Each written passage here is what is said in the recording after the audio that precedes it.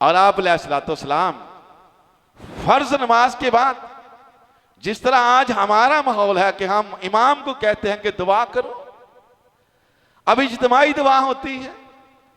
नबी अलैहिस्सलाम के दौर में आप अलैहिस्सलाम इज्तिमाई दुआ नहीं कराया करते थे।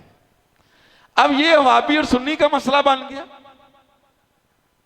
हम बजाय कुरान और हदीस को देखने के, नबी अलैहिस्सलाम के अहकामात को देखने के, समझने के, हम मसला वहाबी सुन्नी का बना देते हैं।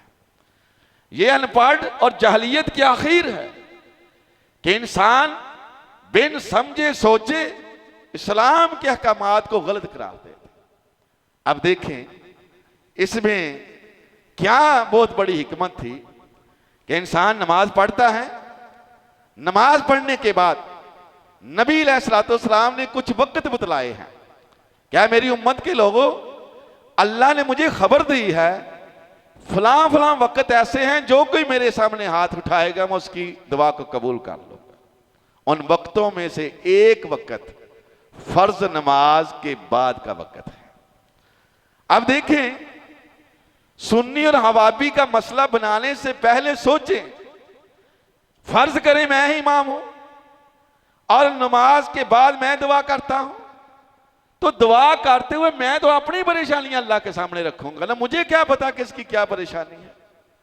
अब किसी की औलाद नाफरमान है, मुझे तो कोई इल्म नहीं, किसी के घर चीनी नहीं, मुझे कोई इल्म नहीं, किसी के घर आटा नहीं, मुझे कोई इल्म नहीं, तो मुझे सबकी परेशानियां दुख का इल्म ही नहीं, लिहाजा मैं तो वो मांगूंगा जो मुझे परेशानी होगी, दुख होगी या मुझे कुछ समझ आएगी।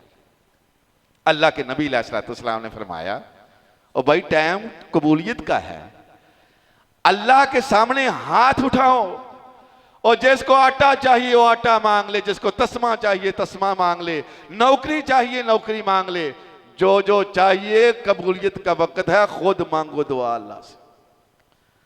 अब देखें जो दुआ नहीं जिन मसाजिदों में होती, जट फतवा उस पर गाड़ देते हैं, ये वहाबियों की मस्जिद है। फिर नबी अलैहिस्सलाम का क्या फतवा लगाएंगे?